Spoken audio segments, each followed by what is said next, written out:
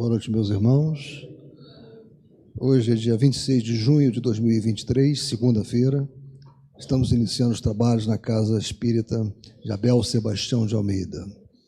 Como sempre o fazemos, rogamos a Deus, nosso Pai de infinito amor e misericórdia, a Jesus, nosso querido e amoroso Mestre, amigo incondicional de nossas almas, a Maria de Nazaré, nossa Mãe Santíssima, que nos envolvam no manto de paz, no manto de amor, que a nossa psicosfera esteja absolutamente preparada para os trabalhos que se desenvolverão.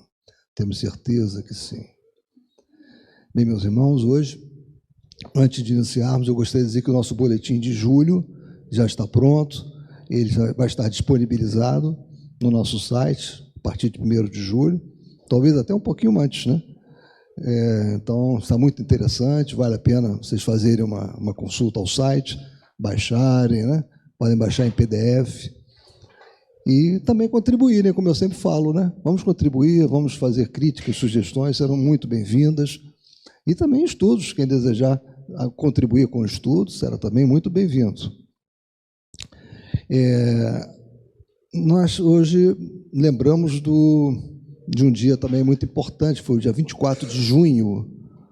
24 de junho de 1943, ocorreu o desencarne de Ernesto Bosano, um estudioso, um cientista italiano, que muito contribuiu com a divulgação, com o estudo e pesquisa dos fenômenos espíritas. Então, vale a pena conhecer a obra de Ernesto Bosano. Temos algumas obras que são clássicas dele, como A Crise da Morte, como Psicometria, uma obra fantástica, vale a pena ser lida. Pensamento é uma outra obra dele também fantástica. Xenoglossia, Os Animais Têm Alma, é um outro título também bem interessante. E tem muito mais além disso, né? Na nossa biblioteca, a Biblioteca José Naufel, nós temos algumas obras, na verdade, bastante, de Ernesto Bosano, né? Então, vocês também podem fazer uma visitação à nossa biblioteca e terem acesso a essas obras. Não deixem de conhecer o trabalho desse cientista italiano, que muitíssimo contribuiu para a divulgação da doutrina espírita, do fenômeno espírita. Bem, meus irmãos, agora eu não quero me alongar, eu vou pedir solicitar a nossa irmã Gisilda que faça a leitura da página inicial dos nossos trabalhos. Por favor. Então, meus irmãos, vamos dar início aos trabalhos propriamente ditos da Casa de Irmão Abel.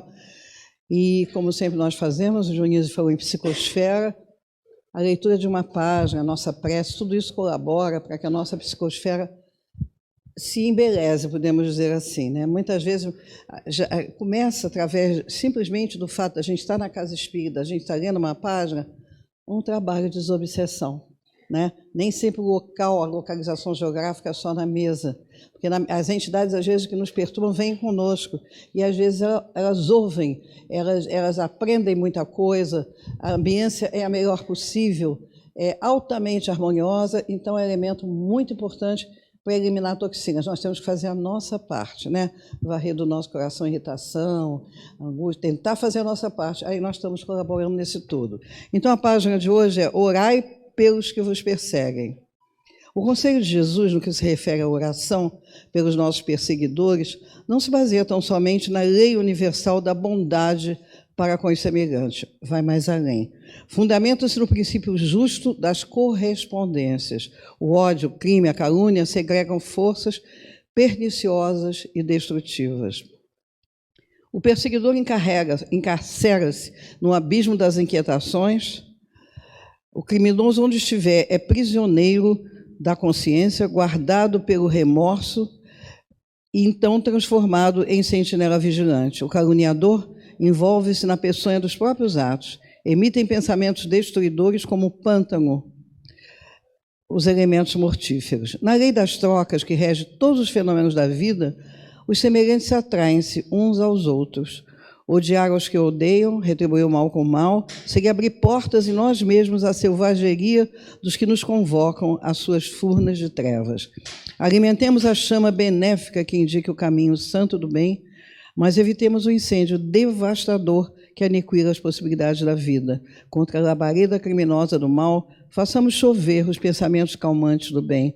Toda vez que a onda escura da perseguição nos procura envolver na luta digna, oremos e vigiemos. Encontrando-nos a resistência fraternal, voltarão os fios negros aos seus próprios autores, enclausurando-os em sua obra. Orai pelos que vos perseguem e caluniam. Acendei a luz dos pensamentos nobres nos círculos de sombras, dos que vos tentam confundir, certos de que a maldade é o inferno dos maus, e que cada espírito carrega na vida o abismo tenebroso ou a montanha de luz dentro de si mesmo. Essa beleza de página é do Evangelho por Emmanuel, o Espírito Emmanuel, a psicografia de Chico Xavier. Eu só acrescentaria que Jesus, o que ele mais enfatizou foi o perdão, buscando o quê? Nosso progresso moral, nossa saúde física e espiritual. Porque, na verdade, não tem alimento mais devastador que chega à nossa alma, criando consequências funestas no nosso campo físico, mental e espiritual, como ódio, rancor. Então, essa limpeza é muito importante. Você blinda a ação dessas entidades e elas vão vendo o nosso exemplo, o perdão constante, de tal ordem que quando Pedro pergunta 7 vezes que eu tenho que perdoar, ele diz não, 70 vezes 7. Quer dizer, perdoa ilimitadamente, para que você não carregue isso dentro de si, porque o ódio, o rancor, não resolve, se resolve aqui. As entidades que foram vitimadas por isso ou nos vitimaram nos aguardam ali em túmulo. Para eles, todo o nosso profundo desejo de uma caminhada de progresso e de luz. E hoje, depois, ele vai passar a palavra à nossa querida Deusa, que hoje nos visita. Então, Deusa, eu é que tive ausente da sua última, mas ela é muito bem-vinda, trabalhadora incansável da Casa de Leon Denis e de outras casas em que ela se encontra, sempre a serviço do bem, não é isso, Deusa? Olha, a palavra é sua. Meus irmãos, que a gente possa receber as bênçãos do Senhor Jesus. A gente traz o abraço do Centro Espírita Fraternal Teresa d'Ávila, que é um braço do Centro Espírita Leon Denis na Tijuca. A gente, nesse momento, está, assim, muito feliz, né? Porque após 19 anos, nós conseguimos a nossa sede, e era no terraço da minha casa, né? Durante 19 anos, José Gino 37, agora é José Gino 39. Então, um momento assim, de muita felicidade nossa, e nós falávamos ainda há pouco que a gente cada vez mais aprende a olhar a Casa Espírita como um projeto espiritual, não como um capricho humano, não é? Dentro da visão humana, a gente teria outros caminhos. Tem uma casa em Niterói que não conseguimos vender ainda, e que, se a gente quisesse ficar lá, estava pronta para ser uma casa espírita, né? Que era só abrir um arquinho numa sala, já teria um salão, com 5 salas, 4 banheiros, sala atrás, quintal, uma casa grande assim. Mas a gente, dentro da casa espírita, a gente tem uma diretriz espiritual. E é essa diretriz que há de nos encaminhar para a vida, gente. Porque, senão, é melhor a gente ficar vendo a novela das 9, das 10, sei lá o quê, né? E tomar outros caminhos. Se isso não tiver um sentido no nosso dia a dia, eu sempre peço desculpas, porque eu trago coisa muito próxima, muito vulgar. Mas é que a doutrina, para mim, é no pequenininho. É no pequenininho. Não é uma palavra bonita que está ali, não. A doutrina espírita, para mim, eu sempre brinco, é na hora que queima o arroz, né? É na hora que falta dinheiro e sobra mês, né? É na hora que é uma incompreensão, é na hora de uma contrariedade. É nessa hora, gente, porque nas outras horas em que as coisas ocorrem de acordo com a minha cabeça, nesse momento eu não tenho necessidade da doutrina espírita, porque eu não estou sendo contrariada. Mas na hora que há uma contrariedade, esse é o tema de hoje, que é sobre a vingança, a gente quase sempre tem aquilo que a Joana de Ângeles chama de síndrome da criança mimada. E é em tudo. É uma condução que atrasa, é o aplicativo que desiste da gente, né? E aí vai pedindo, né? E vai rodando. É aquela hora em que você tem uma uma decepção muito grande. É nessa hora que a gente tem que pensar. E aí o Evangelho ele vai falando de algo que é desafiador. Não é fácil. Amai os vossos inimigos. Se é desafiador amar os amigos, se é desafiador a gente amar a gente mesmo, quer dizer, a gente se aceitar da forma como a gente é difícil, gente. E daí esse sentimento de inveja, né? Eu quero ser igual ao outro. E o outro que projeta alguma coisa que eu gostaria que não está ao meu alcance. Seja em beleza, seja em riqueza material, seja em evidência. Como isso, gente, nesse momento, então, quer dizer, claro que sempre existiu, mas nesse momento que tem essa questão das mídias sociais, dos seguidores, que coisa triste, né? O que se faz, o que se publica para ter uma porção de gente seguindo o quê? E isso dá apoio a quê? Pode até monetizar, entrar um dinheirinho, né? Mas um dinheirinho que...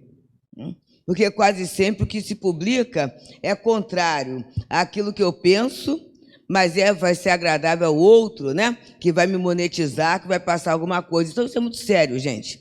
É muito sério mesmo. Aí Emmanuel fala, numa página que está no Fonte Viva, em que ele diz assim, né? Há uma correspondência muito grande entre a nossa alma e a alma das pessoas. E aí já vai completando um pouquinho que a Gesilda falou. Ele fala assim, não estamos expendendo uma hipótese, mas sim examinando uma tese. Então isso é verdade, né? Na visão espiritual. E toda vez que não formos verdadeiros, é bem provável que o nosso interlocutor seja igualmente desleal. Mentira chama mentira. E aí eu me iludo tanto com uma imagem, né, com alguma coisa que eu quero passar, que eu quero parecer para agradar ou para tudo isso, e daqui a pouco aquilo quebra. E quando isso quebra, gente, essa desconstrução da gente é muito triste, porque é um estado de loucura, é um estado de demência. E a gente está vendo nessa atualidade nossa, com as questões neurológicas aí, né, os consultórios estão cheios. E aí tem gente que fala que é o efeito pandemia. A pandemia ela pode só ter dado realce, né? Mas, na verdade, são coisas que a gente vivia sem pensar, né? Numa pressa, numa corrida, numa situação danada. E na hora que eu tive que ficar sozinha comigo mesma, aí eu comecei a pensar. E não aguentei o convívio comigo mesmo, não aguentei. E aí como é que fica, né? Eu não tenho ninguém para separar isso, eu não tenho ninguém para compartilhar, e aí a gente surta. A gente surta. Né? E aí a gente fala assim, mas ainda bem que tem um remédio, né? Tem até os grupos aí de determinados remédios, que porque eu estou no ar eu não posso falar. Mas tem os grupos aí, né? E aí a gente acha que o remédio vai dar conta.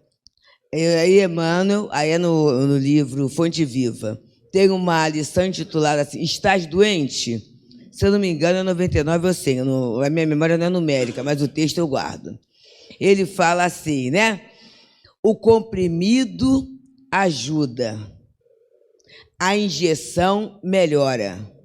No entanto, jamais te esqueças de que os verdadeiros males procedem do coração. De que adianta se movimente na terra enfermeiros, socorristas espirituais, se prossegues triste, acabrunhado e insubmisso. Eu sei de cor por quê, né? Porque eu li para decorar para falar para os outros, né? Não, né? A gente lê muito essas lições para ver isso, gente. É isso, né? Aí eu sou daquele grupo que toma aquele remedinho. E tem até que tomar em função das confusões que eu fiz, né? Mas se eu não mudar o meu ponto de vista, a minha maneira de ver a vida, é muito interessante, gente, que eu vou criar um antídoto para o próprio remédio. É por isso. É por isso que tem gente que toma ansiolítico e fica mais agitado. Entra em crise. Por quê, né? Ele mesmo, ele promove, e a gente, o momento em que a gente souber o que o nosso pensamento faz. Ainda há pouco, o nosso amigo falou de Bozano, né? E Bozano tem um livro maravilhoso, Pensamento e Vida. Emmanuel tem um outro livro muito bom. Não, Emmanuel, desculpa. Dosando é pensamento e vontade. Emmanuel é pensamento e vida, em que ele vai trazendo a questão do pensamento da gente. O pensamento engendrando saúde, engendrando doença, né? Engendrando amizade, engendrando discórdia. Isso por quê? Aí entra na lição de hoje da vingança. A gente cria, através do nosso pensamento, uma atmosfera mental. E essa atmosfera que a gente cria, ninguém vê, né? Mas todo mundo sente. Então, a gente atrai exatamente o semelhante. Já vimos pessoas que estão sempre envolvidas em confusão? Até no supermercado, né? Daqui a pouco você... E quando você mora num bairro e frequenta os mesmos lugares, é impressionante, gente. Tinha uma pessoa que ia comprar pão no hipermercado que tem na minha rua, que não tem mais, mudou para outra questão lá, outro mercado, e ele ia comprar pão porque tinha aquela padaria. Ou ele criava o problema na hora de apanhar o pão, ou problema no meio do corredor, ou problema no caixa, sempre. E aí, quando ele chegava, ia chegando assim, o caixa botava a mão assim, sabe? Aí agora tem outro, ele não vai comprar pão, mas ele vai todo dia lá. E aí, parece que o pessoal já foi avisado, ele fala, reclama, e escreve para a gerência, aquelas coisas todas, né? E está sempre cercado de confusão. Por quê? A psicosfera dele, o campo mental, atrai isso.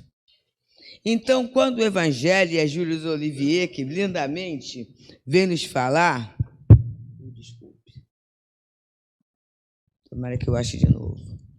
Eu vou botar aqui, tá, gente? Que eu não marquei com... Ai, meu Deus do céu. É porque eu não marquei com uma... Eu achei que eu ia falar ali. Me perdoem, tá, gente? A minha lição é... Mas eu vou achar, daqui a pouco eu acho. Aí é sobre Júlia Olivier falando sobre a vingança. E aí ditados. A vingança é um prato que se come frio, né? E tem uma outra, vocês me desculpem, mas quem teve filho assistiu, né? No Chaves, né? A vingança nunca é plena. Fere a alma e a envenena. Pois é, né? Quem tem, vê, a criança vê. E a gente fala assim, mas que coisa boba. Não é uma coisa boba, não. Por que eu me vingo do outro? E o primeiro ponto, contrariedade. Quando eu não sou capaz de viver face à contrariedade, por mais que o meu corpo envelheça, eu sou uma alma infantil. Posso ter 80, 90, 100 anos, agora tem o pessoal que passa, né? 102, 103, 110. Mas não aguentar contrariedade é um sinal de infantilidade, de imaturidade da alma. Por quê, gente? Porque a vida é o que é. A vida é o que é. A experiência é o que é. Eu não posso mudar o tempo que está fazendo. Eu não posso mudar isso. Eu não posso mudar o meu envelhecimento. Não posso. Por mais que eu queira botocar, né? Por mais que eu queira fazer isso, fazer aquilo, posso fazer tudo isso, né? Posso fazer. Mas, de qualquer jeito, em função do tempo, né? E aí, né? A de 70 é uma delícia, né? Setentou, o que acontece? Os radicais livres, vão se multiplicando. Então, tem células que não vão aparecer mais. Quando elas começam a não aparecer, a gente começa, né? Vai dando um ressecamento, umas coisinhas assim, vai acontecendo, gente. Então, eu posso botar a bela estampa, mas vai acontecendo. Por quê? O futuro da matéria é degenerar e transformar. É isso. Então, como é que eu posso viver sem pensar que esse corpício, por mais que eu goste dele, vai chegar um momento que não vai servir mais? E a visão da doutrina é essa, não é? O corpo morre porque o espírito não aguenta mais ficar. E tem gente que fala assim, mas eu aguento. É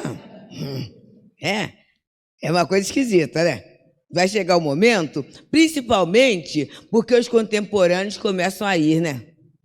E aí a gente vai ser o quê? Muitas vezes um peso na economia social. peso na economia social. Está todo mundo produzindo, e quem está produzindo não vai querer parar por minha causa, né? Está tudo num acelerar de evolução, que eu acompanho até um ponto, mas no outro ponto não. Então, eu lembro muito do nosso querido Zé Jorge, professor Zé Jorge, que ele falava assim, gente, e ele, gente, idoso, baixinho, mais umas perninhas ligeiras, e ele até assim, 2 meses antes de desencarnar, ele ainda traduziu uns livros de francês lá para o Leon Denis, para a Editora do Céu, quer dizer, estava muito bem, mas ele falava assim, ele gostava muito de mim, gosta ainda, né? Ele falava assim, Deusa, eu estou doido para tomar reencarnol. Olha, eu fico me imaginando num corpo rechonchudinho, novinho. Ele falava isso, gente. Ele falava assim. E ele, para a questão de cuidador, é uma situação difícil, né? Então, o filho conseguiu uma cuidadora excelente, né? Uma das cuidadoras que ficava um grande tempo, e ela era protestante. Era protestante. E ele, né, com todas as gentilezas, os cuidados, falou assim, não se preocupe não, que isso aqui não vai dar mais jeito. Ele colocava, né, um homem culto e muito lúcido, ele colocava as limitações para acalmá-la. E no dia do sepultamento do corpo dele, eu assisti uma coisa linda, gente, linda, linda, linda. Ela estava lá, muito emocionada e agradecida. Ela sabia que era um funeral espírita, né? Ela sabia. O professor Zé Jorge era uma pessoa muito importante no meio espírita, então ela já sabia que a liderança espírita teria uma representação ali toda. E aí ela pediu a palavra, depois de umas falas, e ela falou assim, olha, eu só quero agradecer a Jesus por ter encontrado esse homem na minha vida. A delicadeza, o cuidado com que ele me tratou, eu decorei, gente. Ele falou assim, e a certeza da vida eterna me tirou um conceito que eu já tinha há mais de 40 anos, porque ela era de família protestante, de que o espiritismo é a coisa do demônio. Não é possível que seja do demônio uma religião que faz um homem como esse. Olha só, gente, a lucidez da certeza. Então é a coerência do que eu sei e do que eu vivo. É a aceitação de uma realidade. A experiência é essa, gente. Então vamos viver esse. Mas é o imediatismo de viver um momento? Porque se eu não viver esse momento agora, eu não dou conta do futuro. Eu não crio competência e a gente está reencarnado para se tornar capaz. É só isso, gente. O nosso progresso não é eu me tornar mais capaz que o outro. Eu não tenho que estar competindo porque não existe balança para medir gente. Não existe, não. Não tem que competir nada, não. Mas eu tenho que olhar para mim e falar assim, qual é a melhorada que eu posso dar em mim mesma, né? E aí, para eu melhorar, vai ter contrariedade para tudo, gente. Qualquer melhoria. A criancinha, ela vai pegar lá o instrumento musical, qualquer que seja, e aí se compra até baratinho, né? Porque eu não vou esperar que uma criança toque lá a não ser os meninos prodígios, né? Toque lá um piano, ou um violão, ou um instrumento qualquer, muito bem desde o princípio, não vai dar conta. Não vai dar conta. Mas ele vai ter que ter o quê? Se esforçar. Eu tenho uma irmã que ela tocou piano, né? Então, gente, aqueles exercícios do Zerne, do Anon, né, que é uma coisa de louco, né? Ela ficava 6, 7 horas.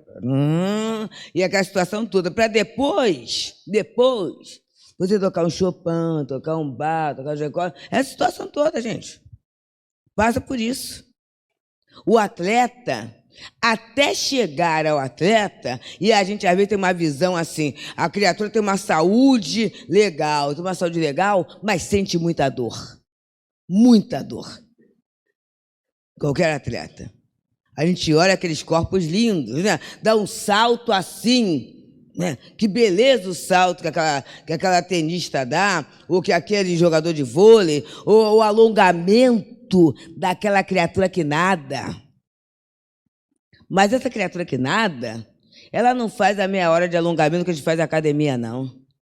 São 2, 3 horas de alongamento, né? São não sei quantas horas de musculação para ter a força muscular, né? O exercício respiratório para aguentar. E aí eu estou trazendo coisas materiais para a gente chegar à questão espiritual. Não se adquire competência em nada a não ser exercitando. A teoria ela vai ser excelente, mas se não exercitar, então a experiência da vida é o que é. E como nós somos diferentes, graças a Deus, né? Porque, queridos, se tem hora que a gente não se aguenta, não sei vocês, mas aqui a casa do irmão Abel não tem esse problema não, né? Mas no Teresa W, no Leon Denis, a gente passa essa crise, né? Assim, eu já estou cansada de mim nessa coisa, né? Será possível que eu estou fazendo isso de novo em qualquer situação, né, gente? Ou quando você esquece uma coisa, ou quando você faz uma coisa errada, ou quando você não guardou a experiência anterior e faz do mesmo jeito e não dá certo, aí a gente vai assim, por que eu estou com a minha cabeça, né? Quando você sai para comprar uma coisa e não se organiza, aí quando você volta, tu traz outra coisa, e o que você foi comprar esqueceu, né? A gente não fica assim? Isso a gente às vezes não se aguenta. Agora imaginemos se nós fôssemos iguais. Por isso que nós somos semelhantes, mas não iguais. Não iguais. E dentro disso, cada um de nós tem o ponto de contato, tem o ponto de irritação, tem a dificuldade, tem a facilidade de forma diferenciada. E a beleza da vida social é a gente começar a se respeitar nisso. O fulano não precisa ser igual a mim, né? O fulano é diferente. O fulano funciona diferente. E a gente tem que aprender a respeitar isso. É difícil? Muito difícil. A gente aprende muito com o filho isso, né? Eu lembro meu filho reencarnado, quando estava miúdo, e aí o que eu queria? Que ele viesse da escola e tomasse banho, né? Tomar banho, almoça, né? E descansa um pouquinho e faz logo o trabalho de casa. Aí, né, era esse o meu esquema. Mas ele, de tanto eu falar, né, ele não fazia. Aí ele uma vez falou assim, mãe, o trabalho é de casa. De casa é desde a hora que eu entro em casa até 20 para as 7 do dia seguinte, porque eu entro na escola às 7 horas. É para fazer em casa. E aí eu olhei assim e falei assim, mãe, minha vida não vai ser xerox da sua. O guri falou isso com 6 anos. Foi muito bom eu ouvir isso. É, gente. Né? Porque aí você para e você respeita o outro. Uma outra questão que eu tive muito interessante, contrariedade. Ele fez a prova, né? Um teste. Hoje eu vejo, né? A gente vai amadurecendo a estupidez que foi isso. Mas era uma escola que no primeiro ano ele já fazia divisão. Fazia com divisão com 2 algarismos, aquela coisa toda. E a professora deu um teste surpresa e ele se deu mal, né? E aí se deu mal. Aí você sai da escola muito bem, chega em casa, aí foi até falar, né? Falar tudo que eu queria falar. Aí ele ficou olhando e falou assim, mãe, ao invés de brigar comigo, me ensina. É isso, né? Então, essas situações vai levando a gente a ter uma observação do outro, que às vezes o outro faz, não é para nos atingir, não, é porque ele não sabe. E há umas 3 semanas, numa aula do Evangelho, lá do Teresa W, que a gente estava estudando, a gente viu alguma coisa que a gente nunca tinha visto e que está nessa questão do lidar com o outro. Se o seu irmão cometeu uma falta contra você, Jesus fala falta, não fala erro. E aí, naquele momento, abriu a nossa mente, falta é o que está faltando. O que está faltando tem que ser completado. Então, aquele que comete uma falta contra mim, é que está faltando alguma coisa nele que eu, teoricamente, deveria ter condições de completar. E aí, por isso que eu trouxe o exemplo do Gustavo, né? Se ele tirou uma nota baixa num teste, é porque ele não tinha entendido aquele raciocínio matemático, ou não estava maduro para aquele tipo de aprendizagem. estava faltando a ele. E aí o que eu ia dar? A bronca iria dar alguma resolução? Não. Mas parar algumas horas e descobrir uma metodologia que levasse à compreensão, daria como deu o resultado. Percebemos, amigos? Então, a falta que o outro comete contra mim é um pedido, é um grito de socorro, como ela diz assim, me dá isso de volta. E aí eu posso trazer um exemplo. É vivido, né? Mamãe desencarnou há uns 6 meses, por aí, eu posso contar, porque não tem problema nenhum. Meu pai recebia dinheiro.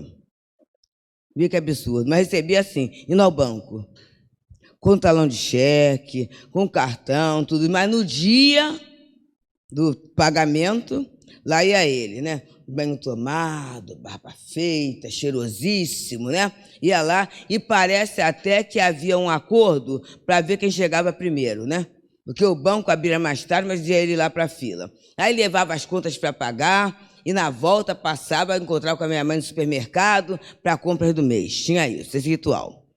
Naquele dia, não sei, naquele mês, não sei o que houve, meu pai não pôde ir e minha mãe foi. Como fiel escudeira, a mesma coisa. Pegou a bolsa, o cartão e foi lá, né, para entrar na fila, entrar no banco. Bem, só que ela era a segunda ou terceira pessoa. Quando ela sai do caixa, um assalto.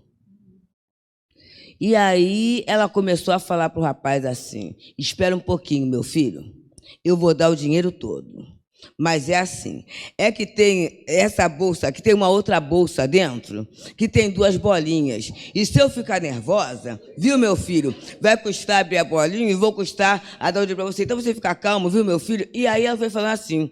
E daqui a pouco, o assaltante virou para ela e falou assim, vai embora, vai embora, vai embora, porque daqui a pouco eu vou me ajoelhar e falar benção, mãe. Percebemos o que é psicosfera, e aí o que acontece? Ela ligou, né? Ligou para os filhos, aí quando ela ligou para mim, eu já era a terceira, ela falou, olha só, não precisa brigar comigo que seus irmãos já brigaram.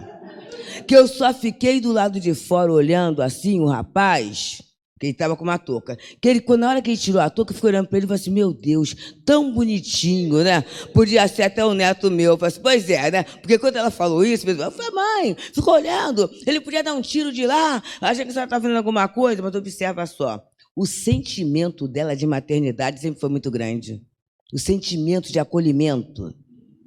Ela desencarnou assim, 5, 6 meses, né, que está fazendo. Assim, a gente descobriu coisas no velório, no sepultamento, que a gente nunca soube. Coisas de 30, 40 anos, gente. As artes que a gente fala que a mãe fazia, entendeu? De acolher pessoas, acolher casais, sabe? E vai nascer a criança, se a criança vai abortar e não aborta. Ela fazia escondidas as coisas. Quer dizer, o sentimento de gostar de qualquer um, entre aspas, ela possuía. Então, na hora que veio o rapaz do assalto, o que ele percebeu? O que eu falei no começo, a psicosfera dela. Né? Tanto assim, vai embora, porque senão eu vou ter que me ajoelhar e dar uma benção à mãe. Quer dizer, observa só, gente. A vibração, isso é que a gente passa para o outro. Então, na verdade, o que ela deu para ele? Ele ia cometer uma falta, não é? Contra ela, que roubar uma falta. Ela deu para ele o quê? O que faltava, que era o amor. Porque esse desespero que a gente tem com dinheiro, isso aí não sou eu falando não, tá, gente? É o pessoal da psicologia que trabalha com dependência, com compulsão, né? Esse desespero com dinheiro quer dizer a dificuldade de lidar com afeto. Quem tem facilidade em lidar com o outro, não tem esse... Eu estou falando de desespero, não estou falando de previdência, nada disso não, tá, gente? Então é alguma coisa normal, né? Mas que esse apego exagerado ao dinheiro é a dificuldade que eu tenho para o outro. E aí a gente começa a pensar, e a psicologia só fala isso, mas eu vou além, né? Se a gente tem amor, a gente confia que nada vai faltar. Não é isso? Se não tem amor, nada confia. Não tem essa situação. Um daqueles grandes temporais, antes da pandemia, teve um grande temporal no mês de janeiro, muito grande mesmo, né? E aí, o que acontece? eu estava saindo lá do Rita de Cássia, lá do Leblon.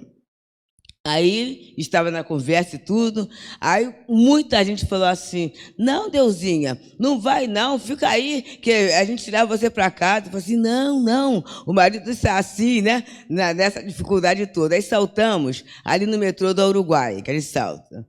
O rio tinha transbordado, E aí, daqui a pouco, eu encontrei meu marido, estava no mesmo metrô, no mesmo... E aí, o rio transbordou, e agora? Aí nós paramos numa casa de comida, é que a gente pode falar nada disso porque está sendo gravado, não pode falar o nome, né? Paramos um pouquinho ali. Daqui a pouco passa uma amiga que mora no Conde Bonfim e fala assim, o que houve? Ih, está difícil de vocês descerem a José Gino? Vem cá, vão lá para casa, dorme lá. Olha só, gente. Aí, não, daqui a pouco a gente dá a volta. Então, quando você trabalha relações afetivas, relações desinteressadas, relações com base de amor, você sabe que não vai faltar. Não vai faltar um prato de comida, não vai faltar uma roupa, não vai faltar um acolhimento naquele momento. Você tem certeza disso? Por isso que a lei de Deus é a lei do amor, gente.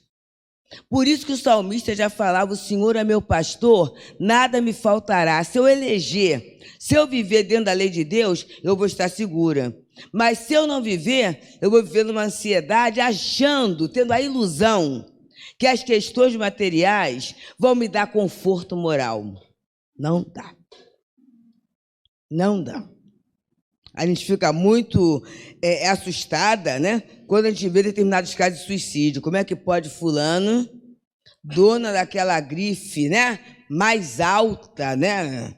Altíssima. Foi muito triste, né, gente? E a criatura se suicida e deixa uma carta falando da... Olha a situação. Olha a contrariedade. Falta de sentido de viver. Olha, gente... Isso que estava faltando. Falta de um sentido de vida. Então, é pela falta de um sentido de vida que eu começo a me vingar. É isso. É essa contrariedade, é essa irritação que o nosso Júlio Olivier ele vai trazer para a gente aqui. Ele coloca, a vingança é uma inspiração funesta, tanto mais que tem como companheiras assíduas a falsidade e a baixeza. É por isso que o Chaves fala, né?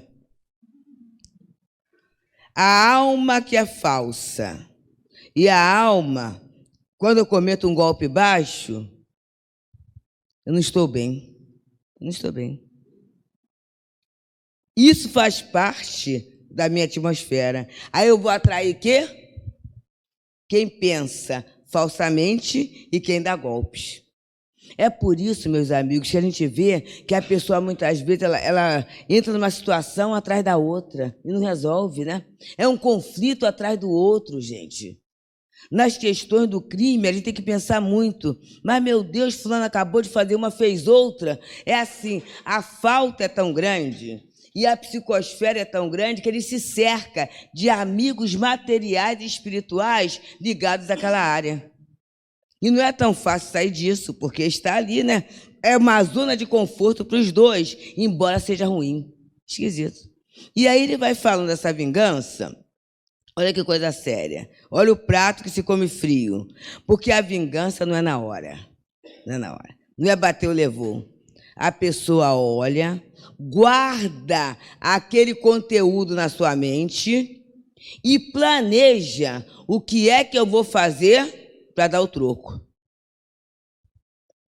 O tempo que eu estou planejando o que é que eu vou fazer, eu estou entenebrecendo, né? Eu estou qualificando negativamente o meu entorno. E aí, olha o perigo.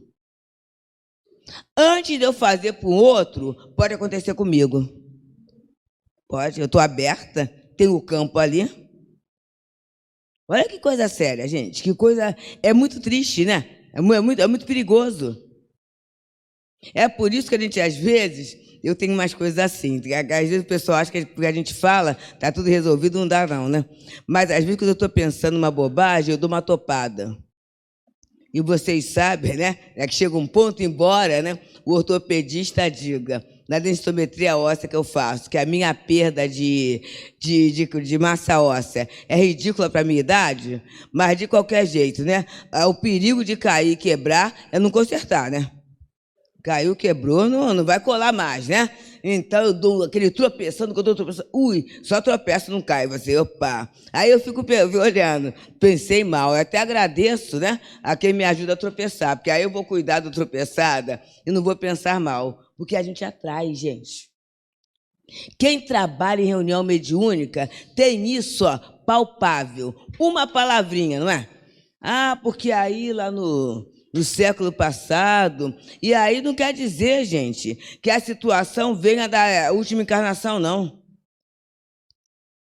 Tem espíritos que estão se vingando aí de 400 anos, 500 anos, muito tempo, porque está ali, ó, está fermentando. E quando fermenta, cresce, não é? Fermenta, cresce. Então, é esse perdão que a gente precisa trabalhar, porque a lei de Deus é de amor. Toda vez que eu me afasto da lei, eu caminho para a infelicidade, eu caminho para a dificuldade. E a dificuldade não é para o outro, não é vingança, não é Deus que está me castigando, não. É que eu estou fora. E é por isso que a gente vê pessoas, muitas vezes, no meio complicado, numa situação difícil, e a gente fala assim, nossa, parece até que está blindado, né? Nada acontece contra ele. Por quê? É a blindagem espiritual que a criatura tem. E a gente vê outros a quem tudo poderia dar certo, que a vida poderia sorrir, que, de repente, uma vez um espírito me intuiu essa expressão, que eu nunca mais esqueci. Ao invés de viverem, administram uma grande confusão. E aí ele vai falando da vingança. Tem a vingança sangue frio, que é menos culpável do que aquela que ele diz assim, que a pessoa vai minando. Conforme o mineiro fala, vai comendo pelas beiradas. Aí eu falo assim dele, né? Eu não falo na frente dele, não. Eu chego com ele, tudo bem, minha irmã? Mas aí eu falo com ela uma coisinha, falo com outra uma coisinha, e vou falando. Aí ele chega todo feliz, né? Oi, é fraterno e tudo. E aí ela não cumprimenta, o outro vai saindo de fininho, e fala assim, ué, o que está havendo comigo? É essa vingança, é essa intriga que vai sendo feita. E aí observa, gente. Eu penso que eu estou fazendo com o outro. É claro que a dor do outro está ali. Mas eu estou tecendo. E aí, quando eu estou pensando nisso, o que acontece? Eu carrego o outro. A questão é essa. Eu fico pesado porque eu carrego o outro. Porque a todo momento eu só penso no outro. Teve uma situação de uma das minhas tias queridas que desencarnou. E tia Diva sempre muito alegre, muito feliz, assim na nossa casa, né? Nossa família gosta muito de aniversário, comemorar aniversário, né? E aí, naquele momento, ela fez aniversário e ela não estava na casa dela, estava com a minha outra tia. E é claro, você está num outro lugar, né? E era telefone ainda. E ela falou assim, olha, eu anotei o nome de todo mundo que não ligou para mim. Já tinha uma memória muito religiosa, porque no dia do aniversário eu não vou ligar. Olha a vingancinha. Aí eu falei assim, tia Diva, por que ao invés de fazer isso, coloca aqui para mim o nome de todo mundo que ligou? E ela, com a memória, quando foi botando, eu falei, agora a senhora vê, né? A senhora viu quanta gente ligou para a senhora, tia? Mesmo não tendo contato direto e procurando, para que a senhora vai se importar para quem não ligou? Aí ela falou assim, você está querendo dizer... Você está querendo dizer que eu devo lembrar do aniversário dessas pessoas? Eu falei, claro, você não está com saudade da voz deles? Então, no aniversário, você liga. Aí ela fala assim, pois é, né? Mas vai me dar uma vontade de falar. Aí eu falo assim, tia, a gente aprende que vontade é a coisa que dá e passa. Então, vai dar vontade. Mas aproveita a amizade, mas observa só, tia. A gente começou a falar, né? Quantas pessoas ela desencarnou com 92 anos? Quantas pessoas que envelhecem e padecem a solidão? E aí eu vi, né? Olha, observa só, 32 pessoas ligaram para a senhora. E 8 são as que a senhora está reclamando que não ligaram, né? Que ligam todo ano. Olha que beleza ter um círculo de 32 amigos, tia. Observa só. E aí ela falou assim, você venceu bolinho de chuva já. Eu vou fazer bolinho de chuva para a gente tomar com um cafezinho. Percebeu? Mas é assim, gente. Eu estou trazendo coisas simples, que a gente ver se vinga assim. Quer ver outro tipo de vingança? Eu não faço mal a ninguém. Mas fez para mim, eu entrego a Deus. Que isso? Está passando procuração? É uma forma também, né? Faço procuração para quem é maior, ainda bem que Deus não faz, né? Mas observa, mas aí outros que estão perto de mim. E aí eu gosto muito de trazer essa experiência. Eu fui jovem espírita, embora não pareça, né? Mas um dia a tia Deuda foi jovem espírita. E aí na minha mocidade espírita, certa feita o irmão Walter falou assim, a minha fase, né? Década de 60... E final de 70, tinha um movimento que era o chamado underground. O que era isso, né? A gente que lia, gostava de pesquisar, de pensar, a gente fechava, ficava quietinho, ouvia uma música, aí tinha lá algumas rádios, que eu... Pode falar também. Algumas rádios, né, que tocavam música, aí se era música estrangeira, você ficava quietinho ali, traduzindo aquilo, né, e pensando. Mas aí, de tanto ouvir a música, no final já não se pensava na música, né? Aí o nosso orientador de mocidade chegou e falou assim, inspiradíssimo, né? Jovens, tenham cuidado. Naquela hora que vocês estão quietinhos, ouvindo a música, pensando a música, que aí a música acaba. A música é pano de fundo e vocês começam a pensar numa pessoa. E aí pensa na pessoa com todos os detalhes, né? Vocês sabiam que vocês muitas vezes estão passando a ficha da pessoa para obsessão? Aí eu lembro que eu arregalei o olho assim, né? Observa. Porque aí eu não vou pensar uma coisa boa, eu vou pensar uma coisa má. Puxa vida, olha só, fulano fez isso comigo, né? Ainda mais uma música que seja mais para baixo, né? Que naquele momento não tinham tantas músicas animadas, eram mais músicas falando de determinadas dores, determinadas revoltas, né? E aí eu começo a pensar naquilo. Puxa, mas fulano fez isso assim, assim. Aquele espírito que ia fazer e que, de repente, não está tão animado, não tem um argumento assim, então fulano é assim, agora que eu vou fazer mesmo. Então, a gente é coautor de um processo obsessivo, um processo de prejuízo, em função do nosso pensamento. Então, da nossa admissão. Eu não... tá faltando... Eu vou achar aqui, peraí.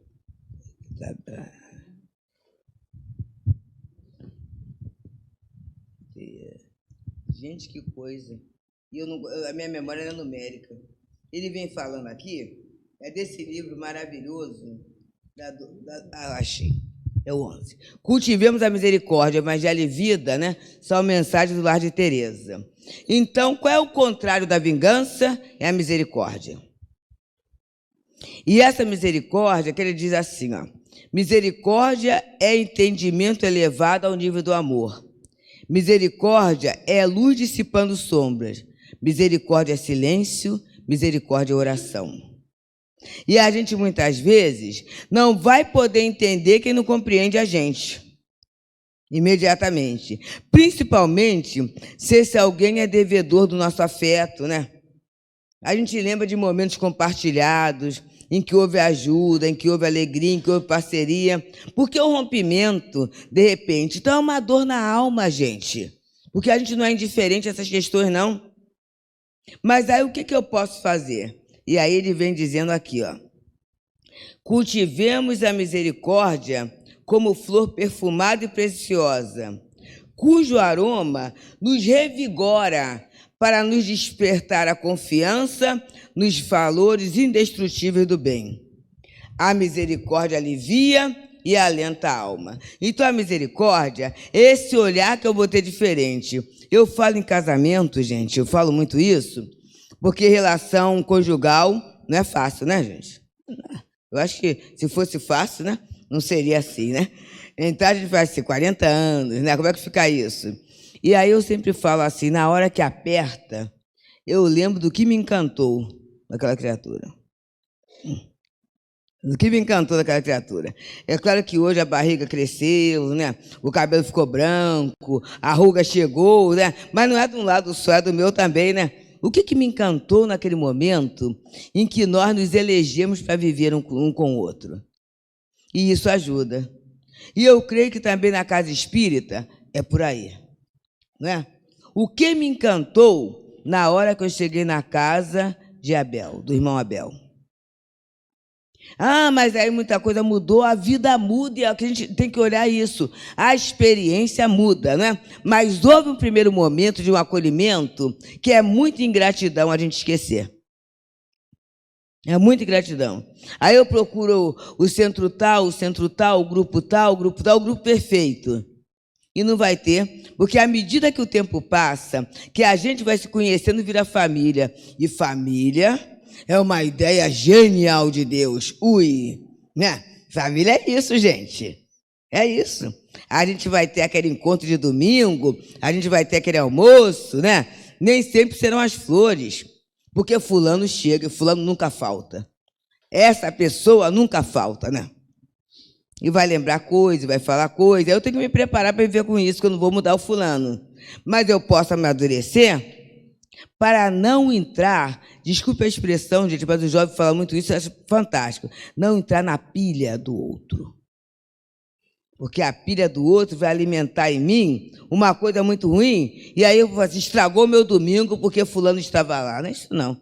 Estragou meu domingo porque eu me alimentei do mal que o outro pode me oferecer. Eu não ofereci ao outro aquilo que faltava a ele. E às vezes o que faltava é o quê, gente? É atenção, é carinho, porque muitas vezes em família tem mal-estares, né? Tem brigas, situações em que a pessoa não esqueceu até como é que começou aquilo. E se a gente alimentar, fica mal, né? Deixa eu ver mais um pouquinho aqui. Eu estou achando aqui, tá, gente? Eu tenho que achar, não vou achar assim. Eu não consegui, eu não marquei bem feito. Mas eu vou falando, não tem dúvida não. E a minha memória não é numérica. Não há de ser nada.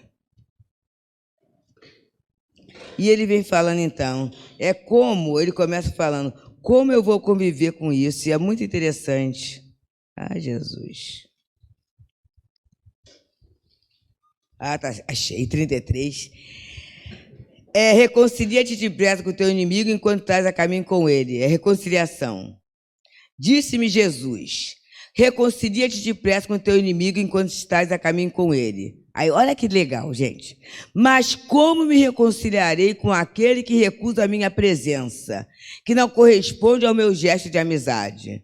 Gente, não é verdade isso? Assim, eu adoro esses espíritos. E aqui é o Aurélio, na compreensão do sentimento humano. A gente não pensa, o que eu vou fazer? Continua. Realmente, nem sempre nossos sentimentos são entendidos, compreendidos ou aceitos. Todavia, olha que interessante, meus amigos, a incompreensão do outro é problema dele. E o nosso problema de ódio, rancor ou mágoa será solucionado não com a atitude do nosso irmão, mas tão somente com a atitude mantida por nós. Olha que legal, gente. Então, não sou obrigada a absorver o lixo do outro. Não sou obrigada. Se o outro só tem a oferecer aquilo, é porque falta alguma coisa. Falta com falta, olha o número relativo, né? Menos com menos dá mais. Vai aumentar a situação. E ele continua. Portanto, assim que reconhecermos o erro praticado, a ofensa lançada contra alguém, o gesto infeliz que se converteu em prejuízo para o nosso próximo, iniciemos de nossa parte o caminho de restauração da amizade, recolocando nos momentos devidos o sorriso bondoso, o gesto generoso, a solidariedade, a fraternidade, a simpatia. E, dentro desse processo, experimentemos pensar no outro vibrando em amor. O pensamento é muito bom, gente. Vou contar uma experiência zona. Assim, início de vida profissional, a gente, quando inicia, né, na vida profissional, com as teorias todas, a gente se sente a rainha da cocada de maracujá, né?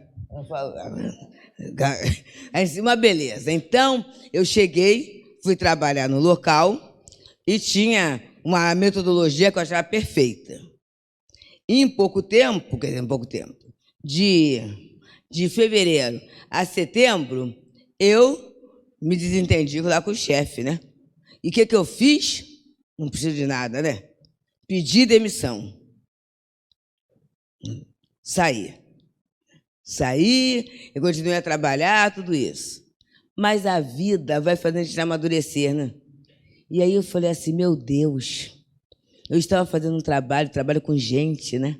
Naquele momento, deixar o outro assim, eu deixei de propósito a pessoa numa situação embaraçosa, como é que é?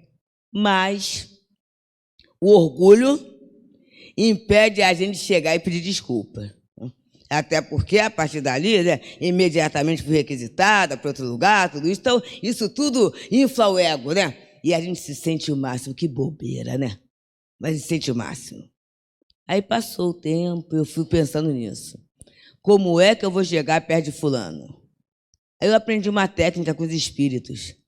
Antes de dormir, fazer uma prece e começar a pensar como é que eu falaria com a pessoa. Técnica mesmo, né? E aí eu fiz isso durante uns meses. Olha como é que demorou. Como é que eu falaria com o fulano? E aí, quando eu estava pronta, achei que estava pronta mesmo para falar isso, eu encontro com essa pessoa num local público. E aí eu olho assim e falo assim, fulano, eu quero pedir. Ele falou assim, mas você já me pediu tantas vezes isso. Ele sabia das minhas palavras, gente, que eu tinha falado. E é claro que eu abracei você como uma filha, você com 17 anos, tudo isso, né? Aí é coisa de jovem talentoso mesmo, essas questões mesmo. Eu falei assim, não, mas muito perdão, quer dizer, foi muito bom, foi um abraço lindo, tá? Muito gostoso mesmo. Acabamos indo para Colombo e para uma confeitaria famosa, não pode falar, uma confeitaria famosa, lanchamos juntos, né? E ficamos assim. Acabou a situação ali. E um tempo depois ele veio a desencarnar. Percebemos, gente? Porque a gente não pode ignorar que o orgulho entrava muito isso, né? Quanta coisa que um pedido de desculpa resolve e a gente, não quero não, né? Aquela coisa toda. Mas a gente que é espírita, que é cristão, que é amigo de Jesus, que sabe que tem que ser assim, vamos começar a vibrar amor. E uma forma de vibrar amor é esse amor atitude, né? E até falar honestamente, Senhor, tá difícil, eu não sei fazer não, né? E tá ruim a beça, me ajuda. Amigos espirituais, quer ver uma coisa boa? Começa a orar e a pedir ajuda. Eu vou falar como minha avó falava, ao anjo da guarda do outro. Com o marido resolve, é uma beleza, né? Uma beleza, resolve. Não, tá bem com a esposa também, tá? Porque aí senão os meninos vão ficar com ciúme, tá? Ela está, né? Com todas as TPM, né, gente, né? Que TPM é teste de paciência do marido, né? Tá, aquela situação toda, né? O que faz? Começa a orar, né? Porque o objetivo, a lei é de amor. Então, começa a orar, porque as coisas, para aparecer uma brecha. E se a gente estiver atento, a gente aproveita a brecha. Percebemos, gente? A brecha tem que aparecer. E a bondade divina sabe que a gente ainda não tem o amor de Jesus para oferecer outra face. Deus sabe disso, meus amigos. Então, não adianta eu tentar forçar uma barra, que aí vai ficar artificial. E tem que vir de dentro. Mas à medida que a gente consegue com já está bom. Esse caso desse chefe, olha, eu adoro, sabe? É uma vitória, porque me mostrou que é possível. É possível, né? E aí ele vem colocando assim. Portanto, mentalmente dialoguemos com ele. Olha aqui. Busquemos-los na irradiação de nossas vibrações positivas, mentalizando-o diante de nós, em conversa fraterna e amiga, falando de nossa disposição para o entendimento e o perdão. É o exemplo que a gente colocou. Se mantivermos com perseverança esse reencontro de almas, veremos ao fim de algum tempo que tudo que foi plasmado por nossa mente se concretizará. Chegará o dia em que, repentinamente, nos veremos face a face com ele, repetindo em voz alta o que lhe dissemos na intimidade do coração. Eu queria achar essa página porque foi com esse espírito que eu aprendi a fazer isso. Como o tempo não tem para o espírito a dimensão que lhe damos, enquanto na Terra, muitas vezes, o momento sublime da reconciliação se dará em reencarnações posteriores, quando, então, frente a criaturas que surgem em nosso caminho, nos veremos dizendo palavras de amizade e união, em troca de suas posições radicais com respeito a nós. O importante não é saber quando terminará o processo de reconciliação. O importante é que o iniciemos no tempo que se chama hoje. Aqui é consolador, porque às vezes numa encarnação não vai dar tempo. Mas no momento, a gente vai estar se abraçando de novo. Abracemos-nos assim a dar o primeiro passo já, agora, sem perda de um minuto sequer. Reconciliação, mesmo de alma para alma, é semente divina, produzindo frutos que rapidamente sazonam, propiciando colheitas de luz e paz para a vida eterna. É uma mensagem de Aurélio. E aí, para encerrar, eu vou trazer de Maria Dolores uma poesia, tem tempo, meu amigo? Que o título é Ofensores. Olha que coisa interessante. Nas lutas do dia a dia, não ouvides alma boa. Se alguém te fere, perdoa nos dias que vêm e vão. Resguarda-te em paz no mundo. Ofensa, às vezes na vida, vem da lágrima escondida sobre a forma de agressão. Nas áreas do pensamento, sem queixas e sem consultas, vemos dores ocultas, estradas que ninguém vê. Vemos certos companheiros que atiram pedras em bando, trazerem o peito sangrando, nem eles sabem por quê. Esse carrega consigo enfermidade obscura. Outro guarda a desventura de uma afeição infeliz. Outro deseja esquecer a rebeldia tenaz, mas já não sabe o que faz e nem controla o que diz. Outro surge em doce face. Por vezes é quem mais amas. Traz por dentro o peito em chamas, embora disfarce a dor.